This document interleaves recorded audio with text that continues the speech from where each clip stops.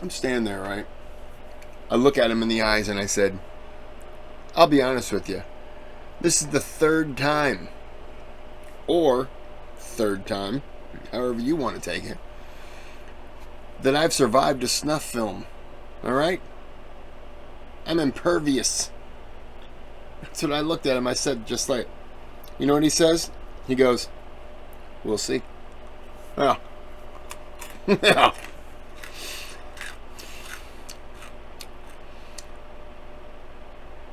Are we recording? Oh. Well.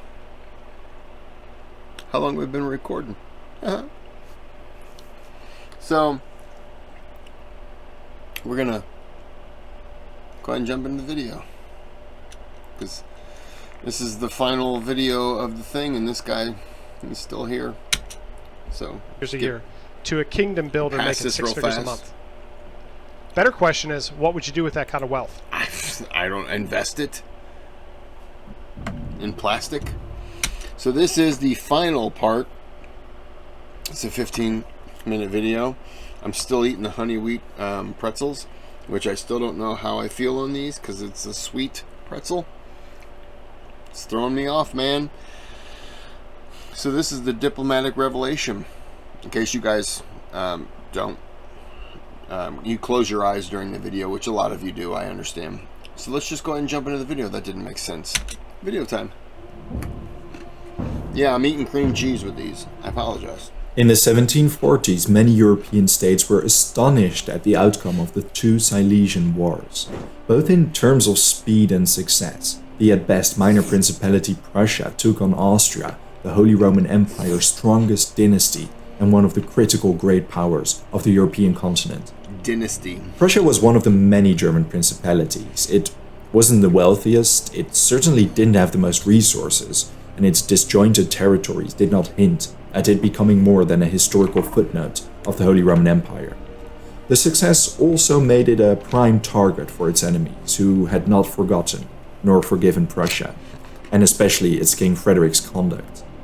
He began a war without a legitimate cause, abandoned alliances whenever he saw fit, and betrayed the Habsburg monarchy several times, suing for peace, but not adhering to it whatsoever.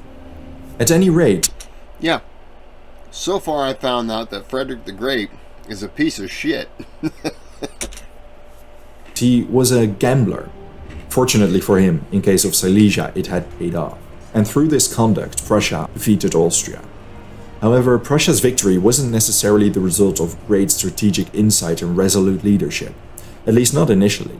Frederick's father, Frederick William, the Soldier King, spent his entire reign augmenting and expanding the Prussian infantry. When he passed away in 1740, his son inherited a relatively enormous, well-disciplined and well-drilled army. In battle, the Prussian infantry proved superior to the Austrians and Saxons. Their skill compensated for Frederick's initial lackluster command of battle. Was Frederick the Great's father widely respected? Because it didn't say the name. Was he a widely respected guy, and that there probably wasn't the problems that Frederick the Great had? I'm just curious.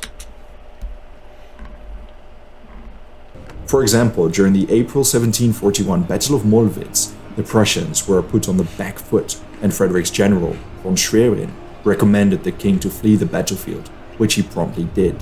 It was only thanks to the relentless advance of the Prussian infantry in the face of adversity that the Prussians came out on top. 1 year later, at the May 1742 Battle of Chotositz, this pattern repeated itself, although credit to Frederick is due that he undoubtedly learned from his mistakes. To begin with, it confirmed the suspicions that Prussian cavalry wasn't able to compete with the Austrians. It was only thanks to the flexibility and the discipline of, once again, Prussia's infantry that the battle was turned and they emerged victoriously. By the time the Second Silesian War erupted at Hohenfriedberg, Frederick proved himself an able strategist. He adapted to ever-changing circumstances, and once again his infantry secured the victory for Prussia. What made Prussia's victory all the more impressive was that Prussia's fellow principalities Bavaria and Saxony fared much worse during and in the aftermath of the war. Bavaria's elector had to flee his electorate when the Austrians invaded. The Saxons changed sides in the middle of the war, only to lose to the Prussians at Hohenfriedberg, Soor, and Kesselsdorf. 3 years after Prussia made peace, financial exhaustion led to other participants of the war to sign the Treaty of Aix-la-Chapelle, ending the war. In it confirmed Prussia's sovereignty over Silesia. Well, sort of.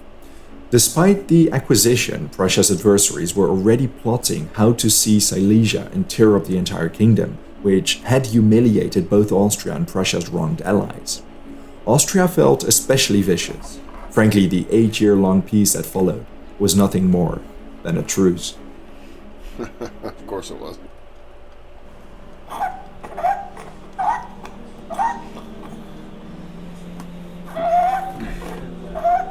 ناخذك بالشهر سوى التغذية بس أما كان وزنه.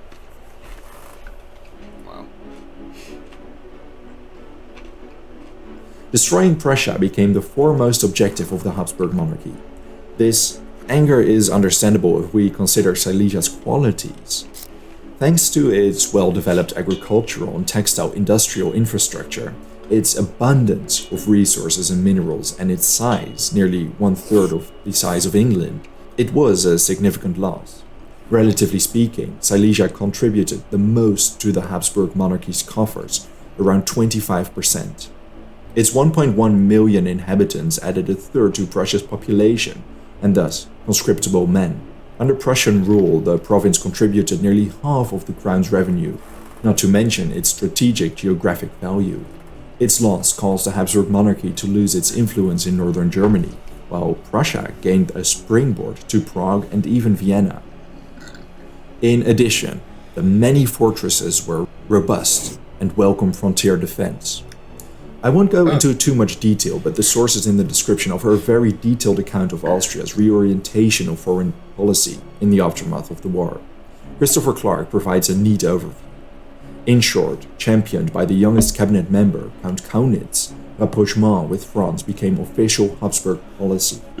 Kaunitz argued that despite Austria's traditional enemy being France, and its traditional ally being Britain, this should be reversed now that it became clear the objectives of Britain as a maritime power were too distinct from continental Austria's.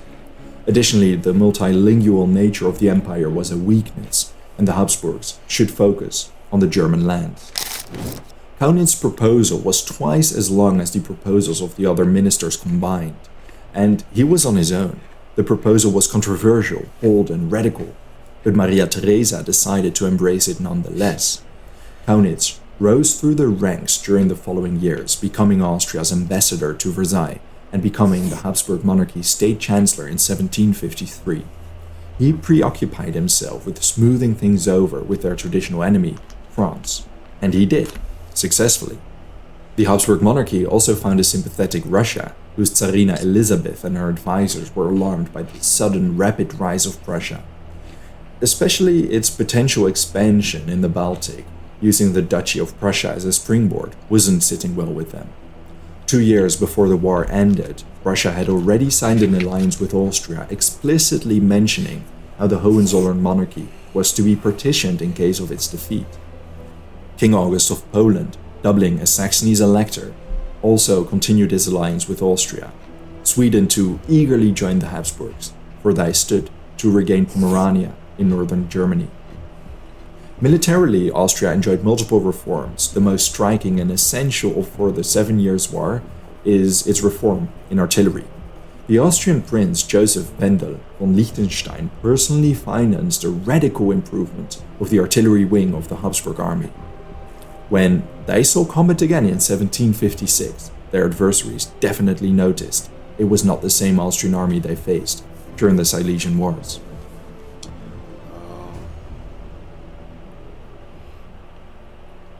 Frederick knew and understood there were forces at play he had no control over.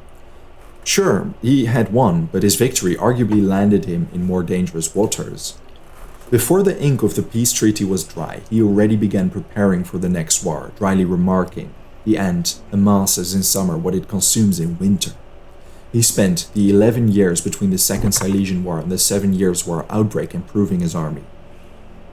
This already began between the First and the Second Silesian War, and during peacetime, Prussia's regiments continued their brutal training regimen. So this guy basically signs a peace treaty, right? And then just builds an army for his next war.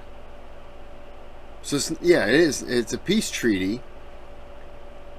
But yeah, it's not a long term. It's just until he decides, yeah, I want that, and he's coming after it. It's just crazy to me. I want to apologize to everyone with ears who just heard me go, that's crazy to me. Like, I didn't mean to go up that high, but I did, and frankly, well, I have to deal with it now. I'm embarrassed. On with the video. Autumn War Games were conducted in Silesia because Frederick and his advisors expected a future war to take place there. Prussian cavalry, artillery, and technical arms received most of the improvements, for the condition of the infantry was still among the greatest in Europe.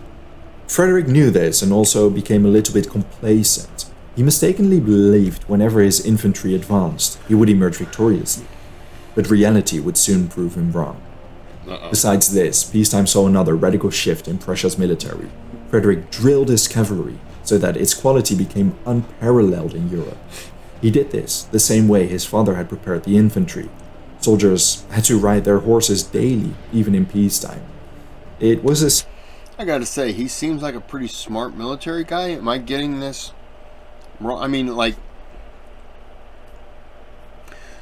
the more he's in charge, and I mean it this way, the more he's in charge, the better he gets at understanding military tactics and always training his men, you know. Like, I'm getting the idea that he is a dangerous man the longer he sits in office. Man, he give him 1745 to 1758, I believe. 1758 to 1765 was the 7 Years' War. Somewhere in that range. So I gotta believe you give this guy 13 years, he's probably built up a pretty good army. I'm just saying. Simple recipe, drilling, and even more drilling. But it worked. By the 1750s, his dragoons and cuirassier regiments could gallop and charge, with the horses touching each other. In addition, cavalry commanders knew Frederick would have them court-martialed if they suffered an enemy's charge while stationary. Lastly, commanders were at liberty to direct their attacks and maneuvers without awaiting official orders, as long as they thought an opportunity presented itself. Frederick embarked on an... So he gave them some leeway to be able to, if you see an opportunity, strike. But otherwise, you know, remain in your position. That's okay. Energetic. I don't know how militaries do, so I don't know if that's a common thing, but it seems like that's putting a lot of respect on your commanders, like you trust them. So you believe that they're going to do what's best. That's what I'm trying to say, I think. Diplomatic mission to guarantee alliances during the interbellum. His main priority was to appease Russia, remarking to his envoy in St. Petersburg that there is nothing in the world I would not do to maintain in perpetuity harmonious relations with the Russian Empire. Unfortunately for Frederick, the Prussophobe Vice-Chancellor, Count Alexei Bestujev, blocked every attempt at reconciliation. When Tsarina Elizabeth promoted him to Grand Chancellor, the situation worsened. Up until the outbreak of the war, there was no point in attempting to conclude an alliance with Russia. His Vienna intelligence reports detailing Kaunitz's plans didn't offer much hope either, but stubborn as he was, and, as we will see, still lacking tact as a statesman, he let his personal biases get the best of him. Is he still allied with France, but France is kind of like we don't care, man. Do your thing. Like, France has no real interest in him anymore, right? Am I correct on that? Frederick was convinced of the natural hostility between the French Bourbons on one side and the Austrian Habsburgs on the other, until far too late. There was no way an anti-Prussian alliance could ever materialize between these two states. His French ally would support him without a doubt, despite his defections during the Silesian Wars. Okay. Meanwhile, around I didn't do anything. 12 months ago, I was working in the fast food industry. That's me. Today, I have a 6-figure job in coding. I was able to do it so fast because I learned under what is called... It's totally me, guys. Meanwhile, around the world, things were heating up between England and France. Their skirmishes in the New World, India, Africa, and the Caribbean caused massive shockwaves which continental Europe would feel for years to come. France saw its colony Canada threatened by the British. By 1754, war seemed inevitable to both parties. Yeah. Although Britain was a maritime power with its eyes set on the New World, King George II had significant interests in continental Europe. His homeland, the Principality of Hanover, was in potential danger against France and its traditional but unreliable ally Prussia. George figured, to prevent France from invading Hanover, he required a distraction. Austria and Russia were critical in this. But negotiations between Austria and Britain collapsed. The interests of both great powers and traditional allies were too diverse. Maritime Britain looked at the New World, and continental Austria had no real interest outside of Europe. Diplomatic changes were slow to materialize, but this period, the diplomatic revolution, saw most great and minor powers realize their interests diverged too much from their traditional allies. Alliances, sometimes centuries old, were beginning to show cracks or fall through. Russia was still a potential ally for the British. Their envoy to St. Petersburg offered Elizabeth to finance their army and fleet as long as they promised to keep the Duchy of Prussia preoccupied. The 1755 Treaty of St. Petersburg put this agreement into writing. Britain agreed to subsidize Russia with £100,000 if they promised to hold an army of 50,000 and 50 galleys stationed on its western frontier. In case of an outbreak of war, Britain would pay an extra £400,000. Elizabeth was slow to ratify this treaty, however. I can understand why England went broke after 7 years' war. Yeah, I get it. I understand why they were taxing us colonists. Us colonists? I was in the colony back then, my previous life. It is an understatement to say Frederick was unnerved when he learned of these plans. Having always respected Russia's strength, he embarked on the diplomatic route to assure George he would leave Hanover alone. Anglo-Prussian relations improved in the years preceding this, and in part thanks to the Tsarina's slow ratification, George was receptive to a defensive agreement with Prussia. At the January 1756 Convention of Westminster, Prussia and England signed a defensive alliance. Despite the treaty not necessarily being a direct threat against any other power, it led to an all-out war over the entire world. It doesn't take a geopolitical expert to see this hastily concluded treaty was a monumental mistake on Frederick's part. The Russians were angry as the British suddenly halted their subsidies thanks to the conduct of the very state the subsidies were directed against. Enraged, the Tsarina eagerly searched for any alliance against Prussia. Betraying the French for so many times, and even joining a pact against his former ally, well, it was considered a cardinal sin. The anti-Prussian sentiment at Versailles increased, and Louis XV refused to listen to anyone who did not hate Prussia and its king. No offense to the King of France. I can say this because I've done an ancestry test, and I'm related to King Louis the 16th. Is that what it was? The guy who got his head cut off. I share a bloodline with him. And I can tell you, if I'm standing next to him, I'm saying, why are you listening or believing to anything Frederick the Great's saying? Because you got to be a fool. And I'm telling you right now, that man is a fool. Now, I don't know if King Louis the 16th is in charge right now. I know he was 1770s. I don't know enough about France to know that.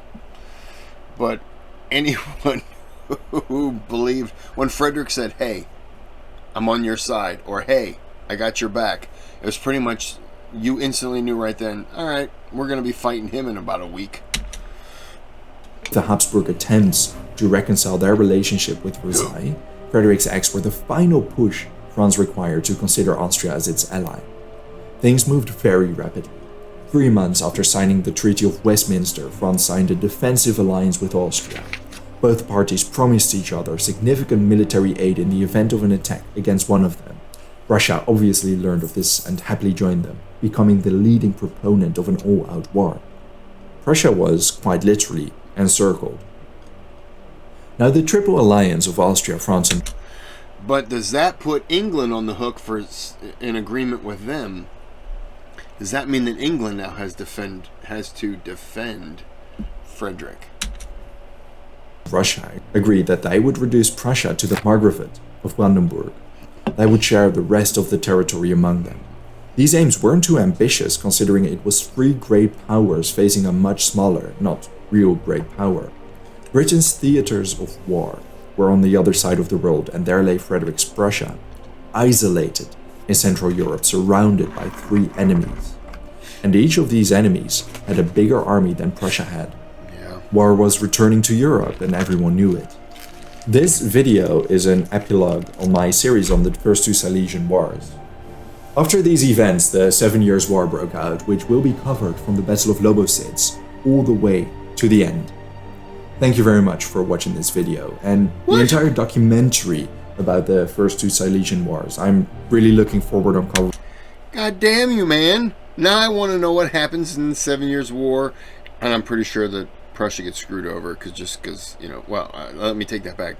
Deserves to get screwed over, because Frederick the Great screwed over everyone. And I did read... Hold on, Matt. I'm still here. Crucible of War. The 7 Years' War and the Face of Empire in British North America, 1754 to 1766. Okay. It's a little longer than 7 years, but, you know, apparently back then they didn't add too well. This was it was a very difficult read. It was a very difficult read. It was just a lot of... I wanted something that focused on... I can't put it back. See what you made me do? Hold on. God damn. There you go. I wanted something that focused more on the American side of it. No offense to anyone out there. Which, I gotta move my knife. Which, I believe the Indian world of George Washington, or the native world, if you know, the first president, the first Americans, and the birth of the nation, which I have yet to read.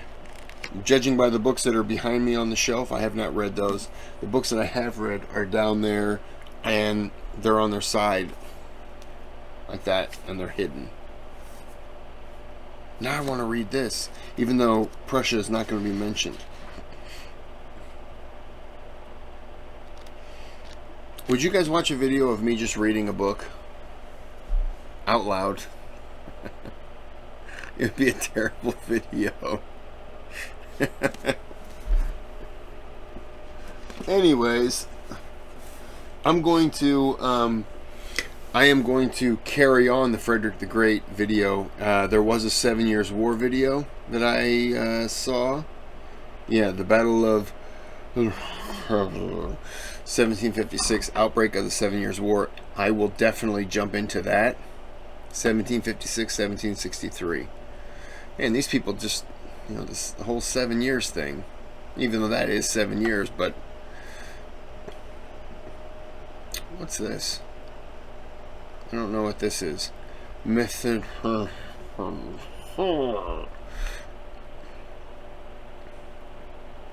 Frederick the Great, precious, fabulous king. There are some biographics videos that I do want to watch. But I'm going to end this here. Cut. I'm going to go ahead and chug this.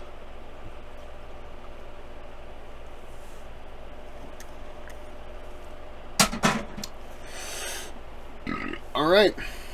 So it's 8:19. I should have been in bed about 19 minutes ago, but it's okay. We've been having a great time.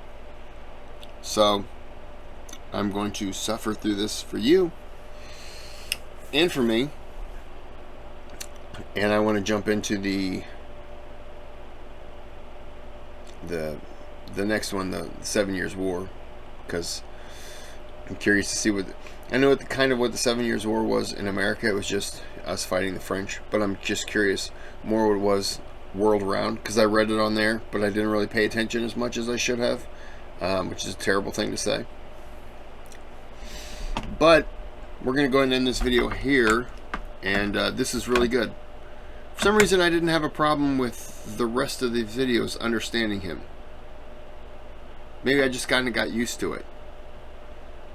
But we're going to jump back into it. This is a good channel, House of History. It's a good channel. I like it. Very well researched. See that right there? Clearly, these are... that's Abraham Lincoln. And that is Mark Twain. Clearly, it's got to be American, right? Because I'm an American, so that's what it is. I'm joking. Okay, I'm going to end this here. Have a good day. Have a good night.